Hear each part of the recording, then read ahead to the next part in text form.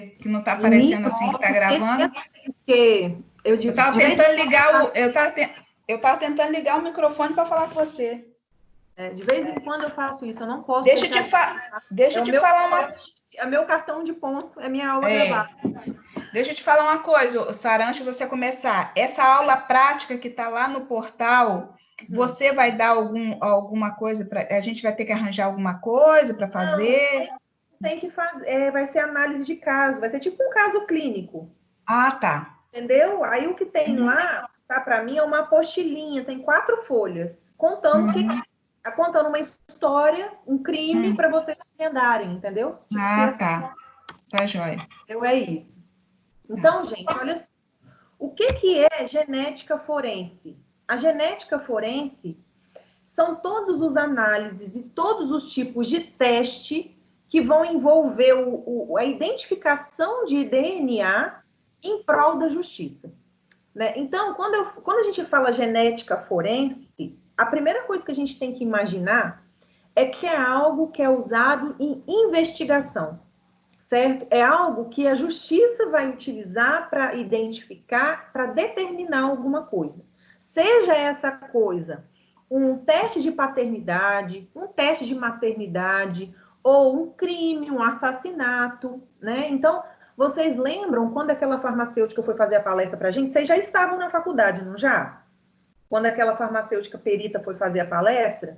Sim. Lembra, né? A Semana da Farmácia. Isso. E ela comentou, não sei se vocês vão se lembrar, mas ela comentou assim que quando tinha um crime, que ela ia para a cena do crime, ela recolhia a prova e ela levava para o laboratório e ela mesma analisava. Ela fazia todo o trabalho dessa parte de trabalhar com a genética, né? Então, assim, vai depender muito do lugar que a pessoa trabalha, da metodologia de trabalho que é empregada ali, né? Mas no caso dela, quando ela contou para a gente o que ela fazia, ela falou isso. Inclusive, alguém perguntou para ela assim, quando foi que ela ficou mais chocada, quando ela foi fazer uma perícia, e ela comentou que tinha sido uma situação onde o marido tinha matado a mulher, uma situação de feminicídio. E aí que ela chegou e ela teve que analisar o corpo para poder recolher provas, e aí ela ficou muito chocada. Foi a primeira vez que ela entrou em choque em relação à profissão, né? Porque ela vai no local do crime, recolhe o material e ela analisa.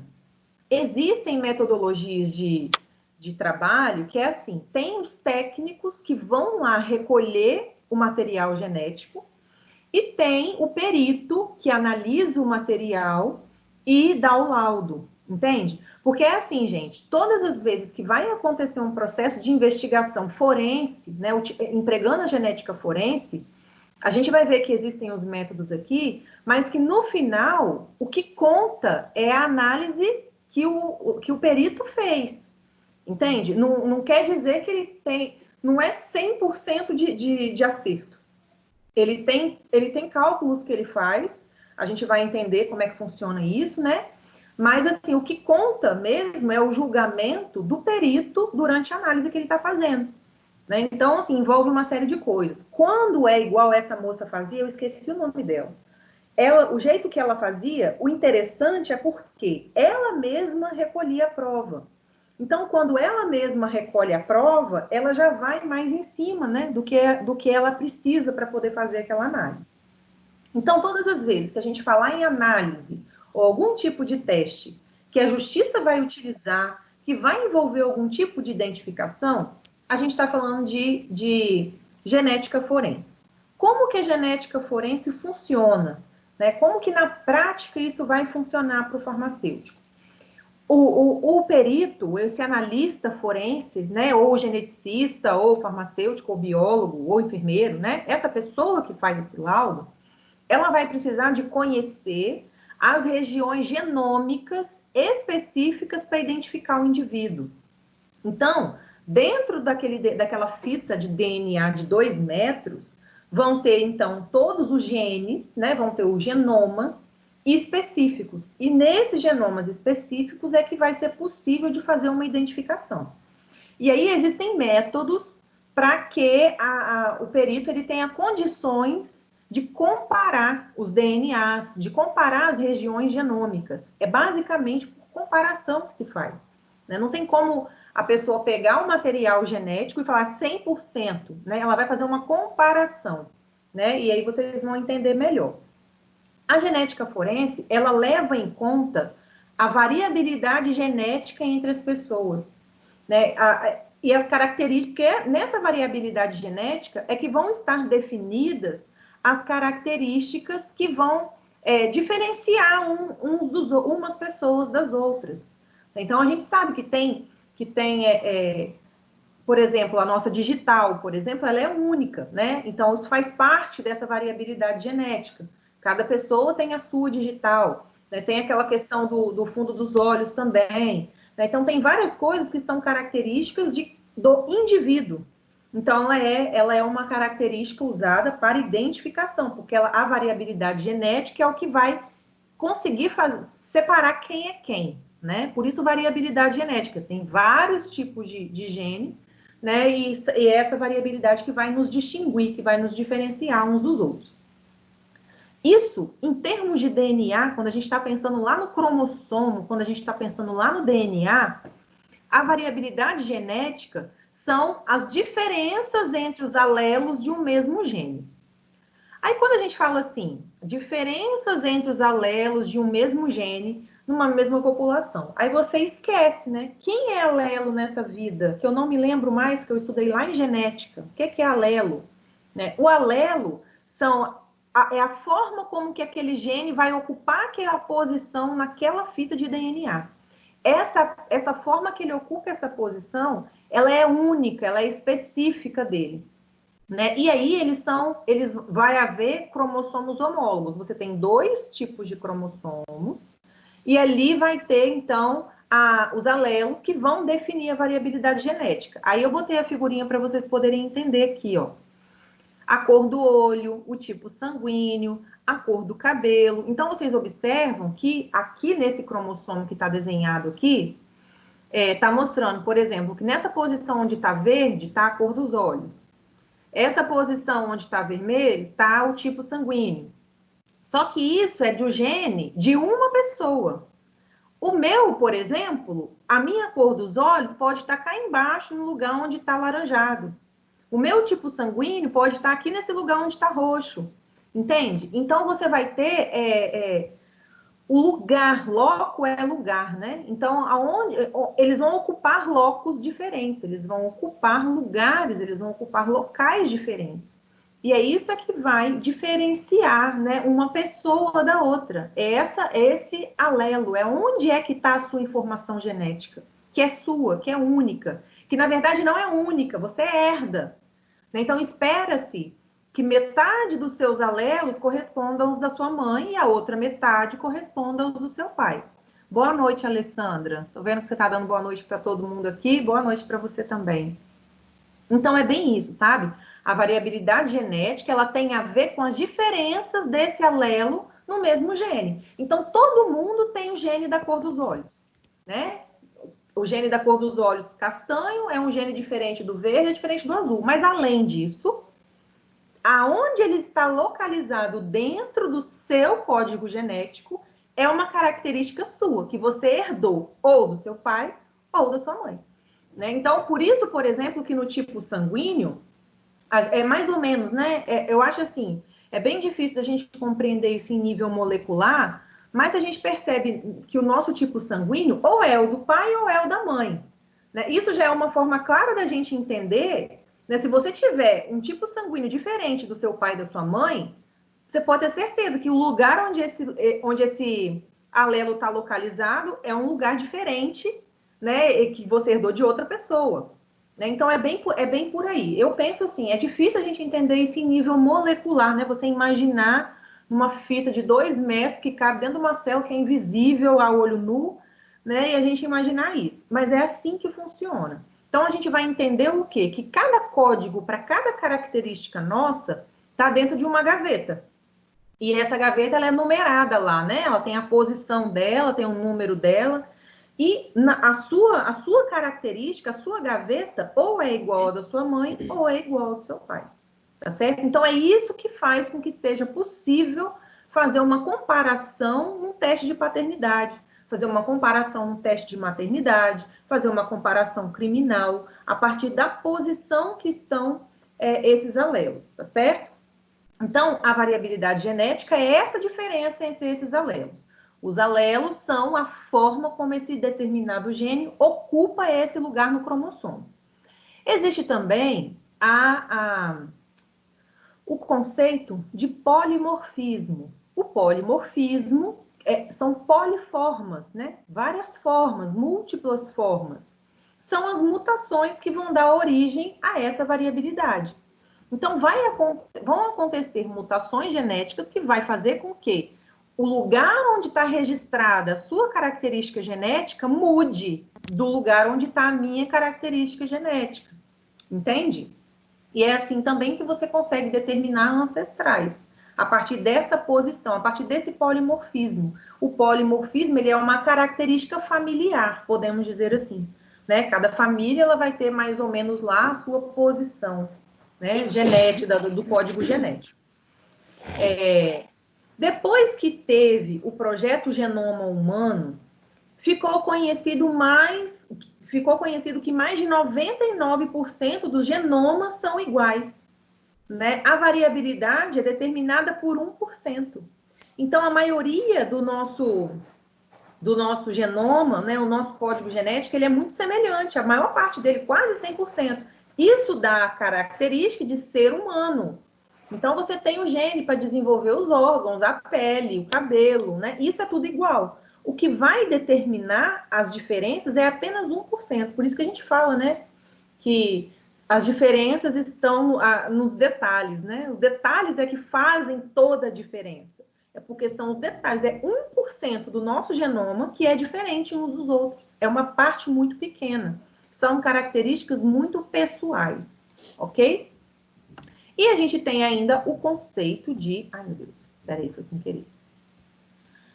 A gente ainda tem o conceito de diversidade genética, que é a quantidade de variações genéticas entre indivíduos de uma população ou até mesmo entre uma população de uma mesma espécie. Então, a gente vai ter diversidade genética, a diversidade dos genes, né, que vai diferenciar as espécies ou até mesmo diferenciar os indivíduos entre uma população. Então, você tem genes específicos de uma população negra, genes específicos de uma população parda, genes específicos de um cachorro, de um macaco, né? Então, a gente tem uma diversidade genética que faz com que sejam agrupados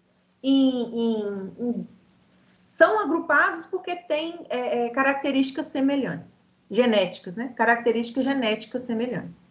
Então, tipo assim, vamos supor, eu sou branca, eu sou transparente quase, não, sou amarela. Mas, se for avaliar o meu código genético, é bem possível, 99,99% de chance, que eu vou ter algo no meu código genético que faz parte da diversidade genética negra. Porque existe uma miscigenação, entende? Então, agora a minha característica principal, né, aqui, hoje, de acordo com meus ancestrais, eu fiquei branca, mas provavelmente eu tive nos meus ancestrais alguém que foi negro. Então, por conta da diversidade, eu cheguei nessa cor, né? Quando chegou em mim, quando chegou na minha geração, tá dessa cor. Mas lá no meu código genético ainda vai ter algum resquício. E aí é que eu vou saber que eu pertenço, por exemplo, como é que eu sei que eu sou de origem portuguesa, italiana, africana, né? Porque a gente vai ter uma parte no nosso código genético que vai corresponder a alguma característica, a alguma diversidade genética que deixe isso claro, entenderam? Tá dando para compreender o que eu estou dizendo? Porque é bem viajante, né? Falar de genética nesse sentido. Mas é bem isso, tá? Então, dentro da genética forense, a gente vai ter o que a gente chama de marcadores moleculares.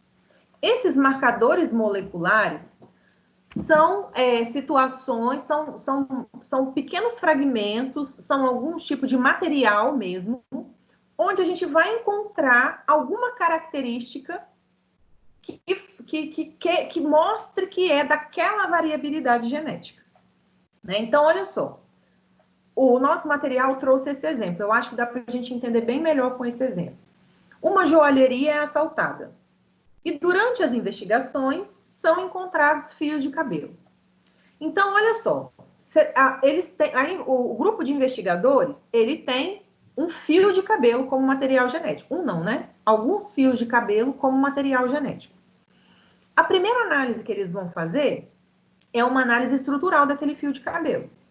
Pela cor daquele fio, pelo formato daquele fio, se é encaracolado, se é liso, dá para você comparar com um dos funcionários da loja. Então, vamos supor que seja um fio de cabelo encaracolado e lá na loja trabalha o dono que tem o cabelo liso e um outro funcionário que é careca, digamos. Então, por aquele fio de cabelo, não tem nenhuma mulher, não tem ninguém com cabelo encaracolado e tá aquele fio de cabelo lá. Então, por ali você já sabe que não é dos funcionários da loja. Então, a investigação, ela vai se dar por eliminação. Então, tá, eu tenho um fio de cabelo aqui encaracolado, preto, sei lá, de 5 centímetros. Então, aí você já pensa assim, bom, ninguém que tem cabelo liso participou do assalto. Então, você exclui. Ninguém que tem cabelo grisalho participou do assalto. Exclui. Ninguém que tem cabelo loiro participou do assalto. Entende? Eles vão fazendo por etapas, né? Por investigação. Aí, na hora que eles pegam o bulbo daquele DNA, a população já diminuiu. Você já não está com todo mundo ali para você comparar.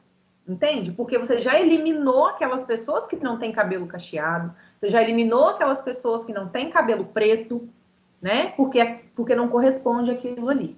Já eliminou quem é careca, né? Então, vai se analisar esse bulbo desse DNA e a partir daquele bulbo, você vai ter uma população, já sabendo que não são os funcionários, você já vai ter uma outra população para comparar esse bulbo desse DNA, esse material genético que está no cabelo, no bulbo do cabelo. Algumas pessoas que frequentaram a loja nos últimos dias e não compraram nenhum produto foram apontadas como suspeitas.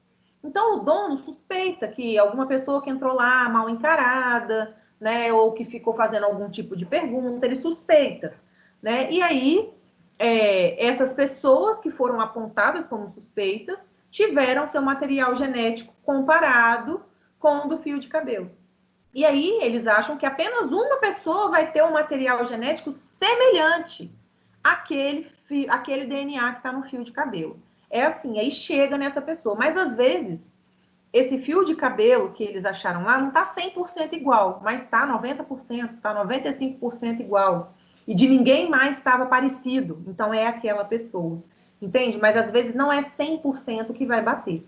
Então, uma vez, por exemplo, eu passei por uma situação aqui, onde eu passei por um assalto, né? Eu trabalhava lá no centro, e aí um belo dia, lá onde eu trabalhava era assim, embaixo era a loja na farmácia, e em cima ficava a sala onde eu fazia todo o procedimento gerencial. Então, em cima tinha uma sala que ela era subdividida no armário de controlados e numa parte administrativa.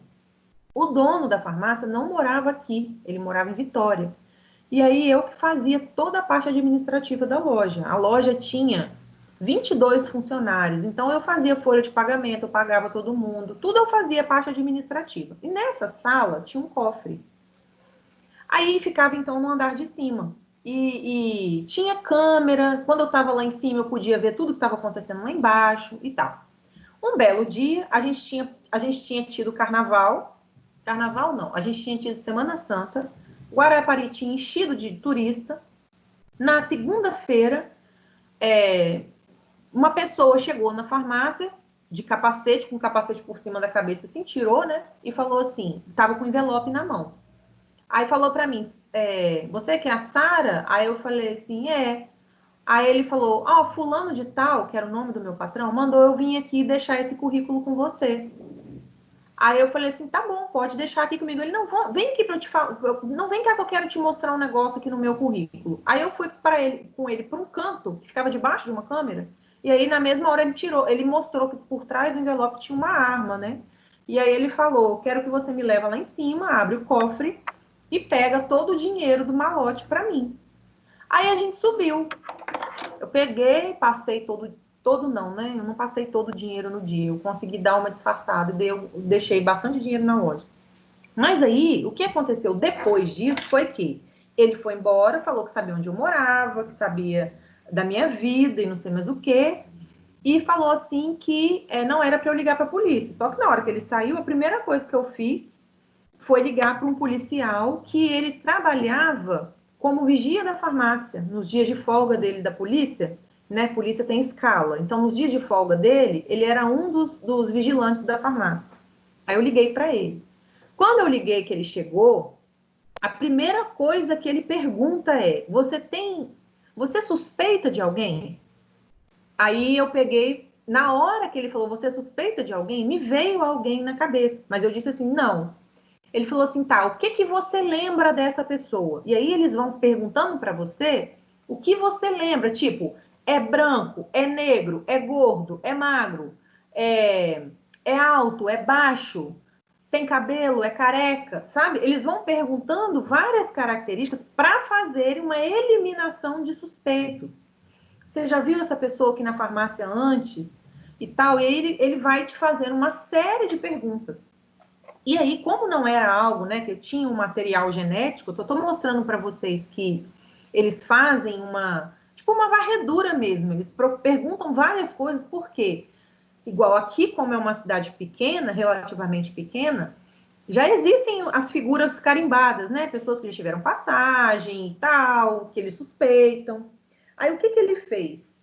Baseado nas informações que eu dei a ele foi lá na delegacia, pegou um CD que era uma espécie de um álbum de fotos de pessoas que tinham passagem na polícia, que tinham as características que eu falei. Tanto que eu ia passando as fotos assim, parecia que era todo mundo igual, porque eram pessoas de aparência muito semelhante. E todas com aparência muito semelhante à da pessoa que assaltou a farmácia. Né? E depois, com o tempo, eu falei para ele que eu suspeitava que alguém que trabalhava ali comigo tinha dado alguma dica, né? Porque a pessoa foi assaltar sabendo onde o dinheiro estava. E aí, enfim, eu sei que aí eles vão, olham, entraram lá onde estava o cofre, olharam tudo, se tinha alguma digital dele, perguntaram, ele encostou em alguma coisa? Não encostou em nada e tal. Então, pessoal, como é que é feita essa investigação? Eles eliminam os suspeitos e procuram alguma evidência de que alguém esteve ali, alguém diferente esteve ali. Né? E aí, por exemplo, se for uma cena de crime, alguém matou alguém, deixou o corpo e foi embora. Então, aí, o que eles vão procurar ali naquela cena do crime? Eles vão procurar alguma evidência de alguém que esteve ali naquele local. Então, eles vão procurar fio de cabelo, eles vão procurar, como chama, gente? Pegada da pessoa, né? Eles vão procurar digital, eles vão querer identificar algum material para dali eles começarem o processo de investigação. A parte de você investigar o material genético é uma parte, sabe por quê? Porque você vai ter que comparar com algum outro. Você não tem como pegar um fio de cabelo ou uma digital e saber, é da Sara esse cabelo aqui. Você não tem como, a não ser que você tenha um cabelo meu para comparar. Então, essa é a base da genética forense. Você vai comparar materiais genéticos, entenderam? Então, olha só, para poder fazer essa identificação, né, como eu estou dizendo, é importante que você tenha algum material para fazer essa comparação, né? Não dá para você fazer essa comparação. Vamos supor que nesse assalto lá da farmácia eu tivesse falado com ele, tivesse achado alguma coisa, né? Vamos supor que tivesse achado esse fio de cabelo lá. Achamos um fio de cabelo e eu falei assim, ó, esse fio de cabelo aqui tá muito parecido com uma pessoa que teve aqui essa semana, que eu fiquei vigiando, que estava mal encarado, entende como? Aí eles vão ver se eles conseguem colher essa prova, esse material dessa pessoa para poder comparar, né? Quem aí assistiu La Casa de Papel? Alguém assistiu? Eu assisti. Então, como é que ele chega em quem é o professor? O que ele faz? Ele pega, ninguém sabe quem é o cara que é o cabeça do assalto, ninguém sabe. Então, Sim. como que ele faz? Ele desconfia que seja uma pessoa. Só que ele não tem como ter certeza que é aquela pessoa. O que ele faz? Ele vai na casa da pessoa e pega uma colher escondido. E aí ele leva para a perícia e pede a perícia para comparar aquele material genético que está ali na colher, com o material genético que estava no carro onde eles tinham achado alguém que era suspeito. Entende? Então, sempre vai ser por comparação. Você só consegue identificar que o material genético é de alguém se você comparar. Você só consegue pegar a minha identidade e saber que é minha se tiver um banco de dados na polícia, onde eu já tenha tido passagem, né? E é por isso que eles pegam as digitais. Então, porque a digital ela é um material, ela é uma característica única. Então, por isso que a polícia pega, né? Quando a pessoa vai presa. Aí a pessoa está fichada, ou seja, ela tem lá os dados daquela pessoa que fez cometeu aquele crime. Então, se essa pessoa fugir e aconteceu algum outro crime semelhante e alguém viu, né, ou tem alguma suspeita, então vai ter uma noção de que se achar aquela digital é então aquela pessoa, né? Então a gente tem que ter comparação. As digitais são tiradas de um presidiário para compor banco de dados. É mais fácil de encontrar ele se ele for capturado, se ele fugir, perdão, e capturar ele de novo, tá? Como então que se fazem essas identificações? Existem várias técnicas para fazer essa identificação. A técnica do PCR, que a gente viu lá no início, acho que foi na primeira unidade, a gente falou um pouquinho sobre o PCR. E a técnica do PCR, e vocês fizeram um trabalho também sobre o PCR. O PCR é uma técnica muito precisa, muito confiável, porém é uma técnica cara e demorada. Não fica pronto no dia, não fica pronto na hora. E é caro, né? Então, por conta disso, existem outras técnicas que acabam tendo resultados mais rápidos, que acabam sendo mais baratas e que têm eficiência, né? Nesse quesito de fazer essa identificação. Então, uma delas se chama técnica de RFLP. É uma sigla de uma expressão em inglês, né, que está falando sobre o polimorfismo, o fragmento de restrição de um polimorfismo por comprimento, né? Então, eles vão fazer uma comparação do comprimento do polimorfismo genético de alguma pessoa. O que eles fazem aí? Tem fragmentos de DNA que são formados por algumas enzimas de restrição e eles jogam na eletroforese em gel. E aí vai ser identificada a posição através de raios de raio-x. Né? O que essas enzimas de restrição fazem? Elas vão achar as diferentes ligações nucleotídicas e vão formar o fragmento de DNA com tamanhos diferentes. Então, se você pega um fio de cabelo meu e faz essa técnica, a enzima de restrição vai separar, né, vários nucleotídeos meu, vai separar em gel, então vai ficar aqueles quadradinhos desenhados lá. Aí vai pegar o fio de cabelo da cena do crime. Quando fizer, o desenho que vai aparecer vai ser um desenho igual ao meu. Então, comparando, vai saber que sou eu. Entenderam? É bem isso. Cada indivíduo, ele tem o seu padrão de fragmentos. Esse padrão de fragmento de DNA, que é o que aparece no desenho da eletroforese, né, aquele monte de quadradinho, é o perfil de digestão. E ele vai ser detectado por um número padrão desses fragmentos. Então, lembra que aquele raio-xzinho que mostra vários quadradinhos, um em cima do outro, um mais fino, um mais grosso, um mais retangular, outro menos? Esses são os perfis de digestão. Cada pessoa tem o seu. Então, é uma comparação meio que por foto, por desenho de raio-x. Né? Esse, então, é uma técnica chamada RFLP. Existe também uma análise chamada de análise de mini-satélites. Espera aí, gente, só vou pegar um pouquinho de água aqui que eu esqueci. E eu falo muito alto, minha garganta fica bem... Espera aí, só um pouquinho.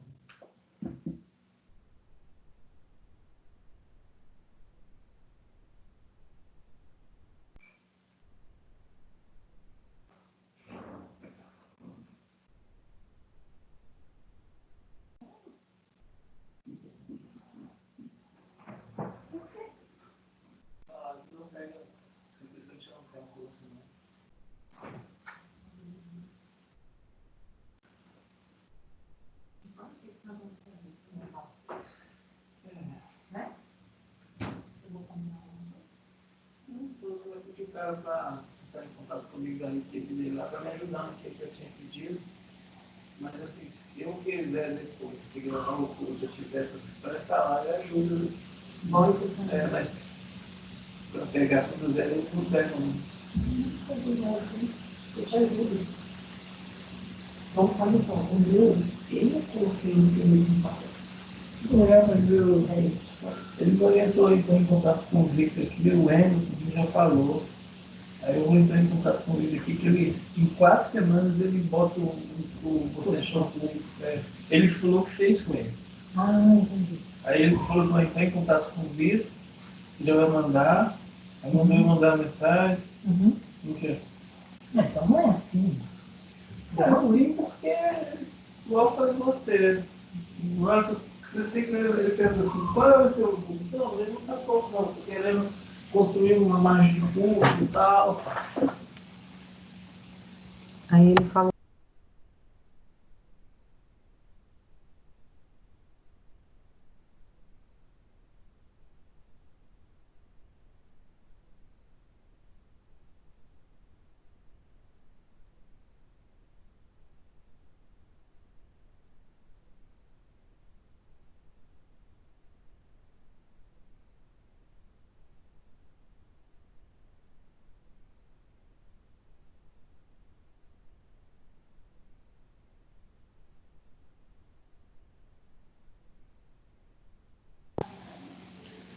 Então, pessoal, a gente tem uma análise, então, chamada de análise de mini satélites. Existem mini satélites e existem microsatélites, né? Esses mini satélites e microsatélites, eles são sequências de nucleotídeos de DNA, repetidos e enfileirados.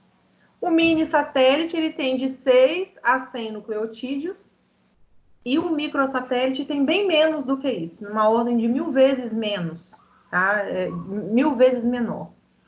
Esses fragmentos pequenos de DNA, eles são formados também por enzimas de restrição. Lembra que a enzima de restrição é a enzima que restringe um local que vai mostrar uma característica. Então, esses mini satélites, eles são pequenos nucleotídeos enfileirados, né? Tem uma sequência certa de nucleotídeos enfileirados, e aí as enzimas de restrição, elas vão lá e vão separar um local para ser comparado com um local de um outro material genético. Então, também é por uma identificação de variabilidade. Só muda a técnica como isso é feito, tá certo? Então, aqui nesse caso, as repetições que estão presentes ali naqueles de 6 a 100 nucleotídeos, as repetições que estão ali, elas estão conservadas no genoma. Então, fica mais fácil de poder identificar. O exemplo de aplicação de análise de variabilidade por mini satélite ou microsatélite é identificar com mais certeza ossada. Então, a pessoa mataram alguém e enterraram. Anos e anos depois, acharam os ossos. Então, para você identificar, você consegue fazer essa identificação nesse formato, através dessa sequência de DNA. O teste de paternidade também dá para fazer assim, e o de maternidade também dá para fazer assim. O microsatélite são repetições menores do que os mini satélites, né? Então, são várias repetições de nucleotídeos. Essas repetições, vai lá uma enzima de restrição e restringe um local. Aquele local vai te dar uma identificação daquela variabilidade genética, tá certo? De alguma coisa que é específica daquela pessoa, ok? Então, no microsatélite também, né? Só que eles são sequências menores do que as sequências de mini satélite.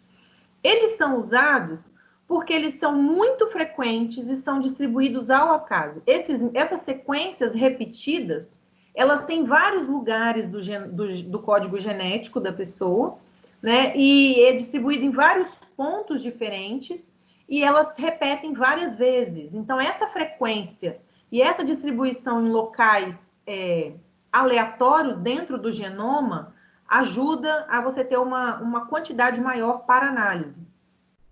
Eles podem ser amplificados pelo PCR, Então, lembra que lá na técnica de PCR, você consegue pegar um material genético, um pedaço, um fragmento, e ampliar e fazer as replicações dele, né? Imitando o mesmo. Então, eles podem ser amplificados. Então, mesmo sendo microsatélites, que a repetição é menor do que se fosse mini, o PCR aumenta essa quantidade. E eles vão ter um comportamento que é chamado de codominante. A região que é heterozigota, ela pode ser identificada. Então, existem, lá na genética, a gente vê que existem aquelas partes que são homozigotas e aquelas características que têm heterozigose, que são heterozigotos, né? E esses são mais difíceis de ser identificados. Lembra? Azão, azão, azão, azim, azão, bezão. Lembra disso? Então, essa questão desses heterozigotos, no microsatélite, ele pode ser identificado, né? Eles são altamente repetitivos e pequenos, eles apresentam muito polimorfismo, um alto grau de capacidade de assumir diferentes formas. E aí vão surgindo os novos alelos. Então, é como se, nesses microsatélites, é como se houvessem pequenas regiões repetindo aquela característica, mostrando que aquela característica determinada está presente. E aí só vai ser possível identificar por comparação, você tendo algo para comparar. Não dá para você suspeitar de alguém, querer que esse alguém seja investigado, sem que você tenha nada para fazer uma comparação, nenhum material para fazer uma comparação, né? É igual eu falei do negócio da série. Ele vai a alguém, um ferro velho, e deixa marcas digitais. E aí eles querem saber quem é aquela pessoa. O policial desconfia de alguém. O que ele faz? Procura um utensílio que essa pessoa que ele desconfia usa. E aí eles comparam as impressões digitais que tem no carro e as impressões digitais que tem naquela colher, que é aquele utensílio que ele pegou. Então, isso vai acontecer através de comparação. Esses mini satélites é tirado de um material e do outro material, e é comparado. É assim que funciona. Tem uma metodologia que é chamada de RAPD, R-A-P-D, né? Ela é uma meio que uma mistura de marcadores, né? Ela tem o polimorfismo do DNA e usa a técnica de ampliação também de PCR. Pega os primers e vai fazendo cópias para poder você amplificar. E aí você detecta onde é que está esse polimorfismo. Quando a gente fala assim, apresenta essas técnicas, parece que é um negócio muito complicado, mas não é. Porque é uma molécula que ela vai ser colocada no gel de agarose, que vai ter os reagentes necessários para que forme aqueles pedaços, aquelas sequências lá, para serem comparadas, né, a olho nu ou por computador.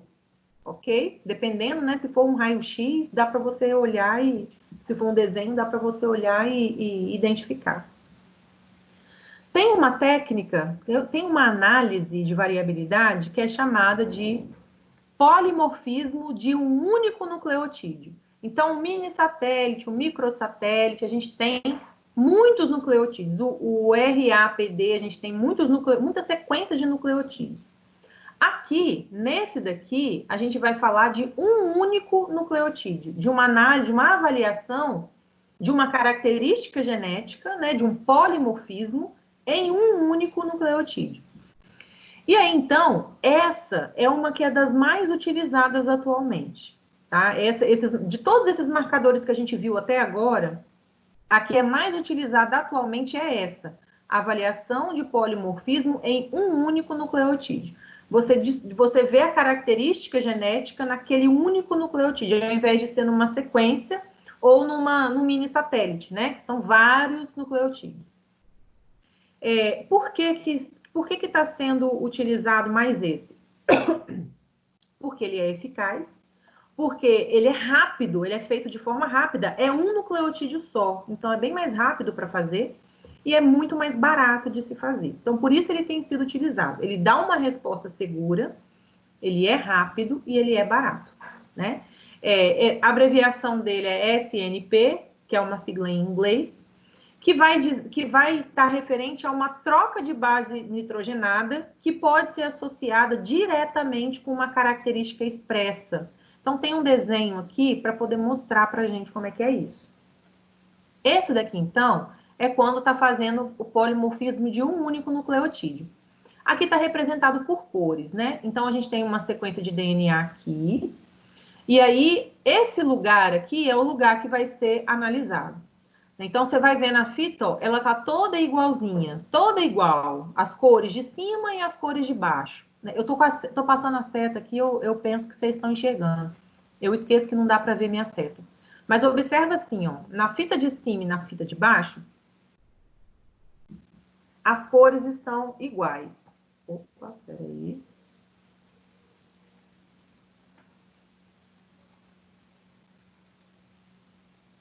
A sequência de cima e a sequência de baixo, ela está representada por cores iguais, né? Para ficar mais fácil da gente identificar onde está o problema, né? Então, olha só. Da fita 1 para a fita 2, vai ter a mudança em um par de base nitrogenada. Repara que esse daqui, ó, aqui tá azul e amarelo. Aqui tá verde e vermelho. No mesmo lugar, né? Ela vai ter uma troca de nucleotídeos. Né? Aqui, como está representado o azul T e o amarelo por G, o vermelho por T e o A, que é o verde, né? Aqui tá diferente. Aqui tem citosina e guanina, aqui tem adenina e timina. Então, aqui a gente vê que teve uma troca. É uma avaliação desse polimorfismo em um único nucleotídeo. Tá vendo, né? Aconteceu uma mudança aqui que está mostrando a troca de nucleotídeo. Então, é desse jeito que ela é analisada, né? Lógico que não é por cor, né, gente?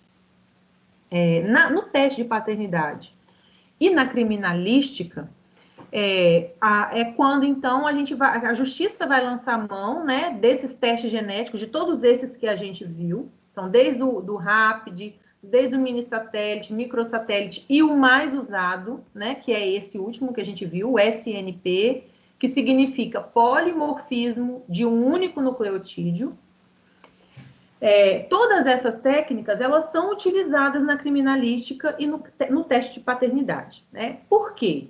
Porque a justiça, ela vai lançar mão desses testes genéticos que determinam vínculos biológicos entre os indivíduos. Então, são vínculos biológicos entre um pai e um filho, né? Vínculo biológico, por quê? Porque alguma coisa do DNA do pai está lá naquele filho. Metade do que tem no código genético do filho é do pai. Metade é da mãe. Então, a justiça, ela utiliza esse vínculo biológico para fazer esse teste. Tá certo? Quando vai se fazer uma comparação entre o DNA do pai e o DNA do filho, vai ter uma parte desse DNA que é muito parecida, que é muito semelhante. Então, dali você tem 99% de chance daquele cara ser o pai. Né? Normalmente, ele vai ser comparado com outros. Em vários casos, né, você está comparando com 2, com 3. E aí, o que é mais semelhante é o pai. Entende? Por que não é 100% semelhante? Porque a outra parte é da mãe, tá certo? Na identificação de suspeitos de violência sexual, na identificação de cadáveres carbonizados ou em decomposição, ou em ossada, ou em parte do corpo, ou em peças ósseas, ou em órgãos humanos, né? Tudo isso é evidência. Por quê, gente? Porque o DNA, ele é uma molécula altamente estável, altamente estável. O DNA, mesmo nessas condições, carbonizado, em decomposição, parte de corpo, osso velho, mesmo isso, o DNA se mantém intacto, ok? Então, os criminosos, a gente vê em filme, né, que eles queimam as coisas para poder queimar as provas. Mas se nesse ato de queimar, ficou um pedacinho de nada sem queimar, ali é possível identificar o DNA da pessoa que segurou aquele pedacinho daquela coisa, entende? Então, a molécula de DNA, ela tem essa característica, ela é altamente estável. Mesmo nas piores condições possíveis de um corpo, por estar em decomposição, por estar queimado, né, por estar velho já ali há muito tempo, por estar só o osso, ali vai estar o DNA. Eu me lembro, sempre quando eu vou falar sobre isso, eu me lembro da minha mãe falando que quando o pai dela morreu, né? Foi enterrado. E aí, anos depois, tipo, uns 15 anos depois, morreu uma tia dela, que era irmã do pai dela. E aí, lá nesse lugar, tem o lugar que enterra todo mundo da família, né? Eu esqueci como fala esse negócio. Aí tem isso lá. Quando eles foram arrumar o lugar para botar a tia dela, diz ela que quando abriram, que o cabelo dele estava intacto.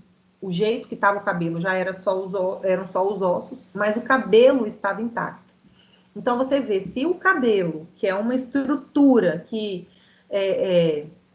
estrutura que a gente vê viva aqui, né? Imagine, depois de anos ele fica intacto mesmo. O DNA, ele tem essa característica, sabe? É só a gente lembrar desse fio de cabelo, que nunca o DNA vai sair dali. Enquanto o fio de cabelo existir, vai estar o DNA ali. O que acaba com o fio de cabelo é o fogo, né? Mas aí, eu não sei se vocês são de assistir os negócios de investigação criminal, mas mostra muito essas evidências de que o DNA é uma molécula altamente estável e que é fácil de ser encontrada, fácil de ser localizada. Assisto muito CSI. Eu não assisto, acredita? Eu não perco nenhum. Já assisti alguns episódios esporádicos, mas eu não acompanho, né? Muito bom. Mas é interessante, porque mostra, apesar de ser uma ficção, mostra algo que é absolutamente real. Tem um filme, uma série também, uma minissérie que tem lá no Netflix. Acho que o nome da série é Inacreditável. Conta a história de uma moça que foi estuprada. Né? E aí, não é só uma moça, né? Começa com a história de uma moça e vai contando uma sequência, foi uma história verídica. E vai contando uma sequência de estupros. E aí, o que acontece? O cara, ele é tão inteligente que ele não deixa rastro, sabe como? Ele sabe como não deixar esse rastro, porque ele entende essa grande estabilidade que o DNA tem. Então, ele não deixa rastro. Até eles descobrirem quem é, levou-se muito tempo, porque... Oi? Alguém falou? Então, é isso, entendeu? O DNA ele tem essa autoestabilidade. Os testes sempre vão buscar marcadores genéticos, né? Então, eu não vou... Sara, deixa eu te perguntar, esses testes de Florença é muito caro porque a Polícia Civil, se usasse, igual no CSI que eu assisto, né? A polícia lá, americana, ela usa direto. Então, ela descobre muitos crimes através desses testes. Então, eu acho que o Brasil investisse nisso ia, assim... solucionar muitos crimes muito rápido. Investir não só nos testes, que são caros, a aparelhagem, né, para você poder fazer, o treinamento das pessoas, e, inclusive, o treinamento para que as pessoas consigam, pelo menos, desconfiar de alguém. Entende como? A gente vê muito claro nos filmes estrangeiros que acaba, gente, a gente fala filme, mas acaba que muitos filmes, eles mostram uma realidade, né? E a gente sabe que os Estados Unidos, que a Espanha, são países que têm uma atuação melhor na investigação criminal, se a gente comparar com o Brasil. E aí, assim, eles investem pesado na questão do treinamento, na questão da aparelhagem, na questão da inovação dessa parte genética, coisa que a gente não tem aqui, né? Então, isso dificulta muito as coisas, entende?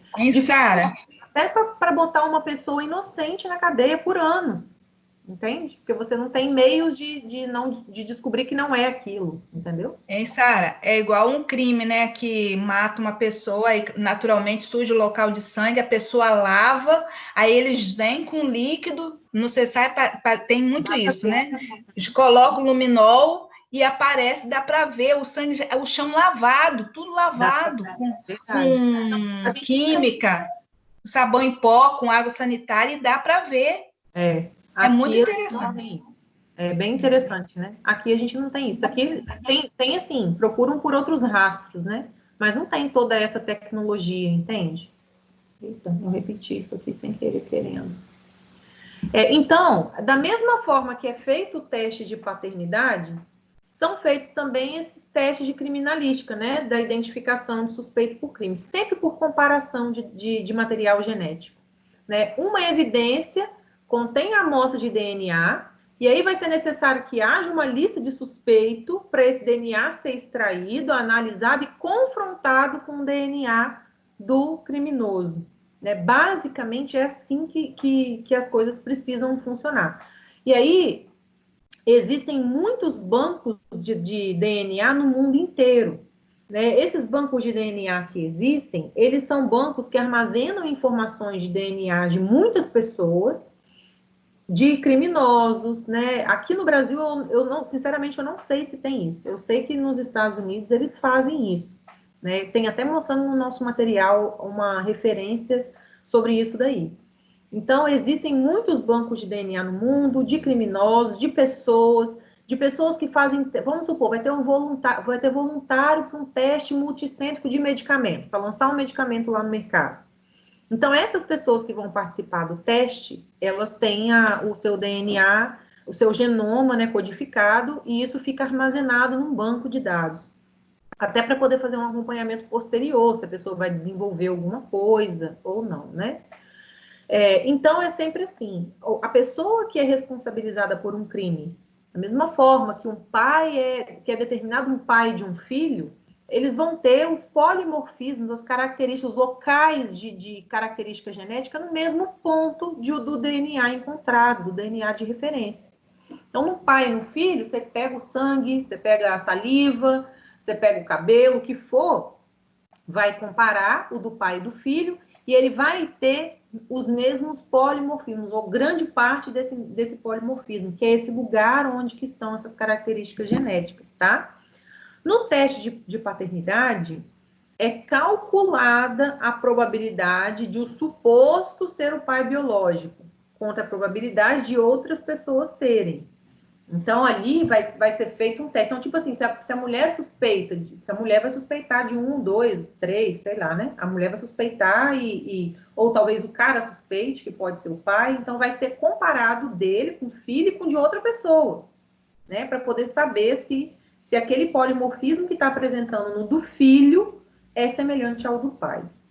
Né? E aí, então, gente, essas conclusões, tanto uma conclusão de teste de paternidade, quanto uma conclusão de crime, ela vai depender muito daquele perito que está conduzindo a investigação. Ele é que vai julgar os dados que ele vai encontrar ali, sabe? Se esses dados correspondem daquele criminoso, correspondem a daquele suposto pai. É algo muito sério, né? Coisa que vai definir o rumo da vida de uma pessoa ou mais de uma pessoa, e por isso é extremamente importante, né, que isso seja feito.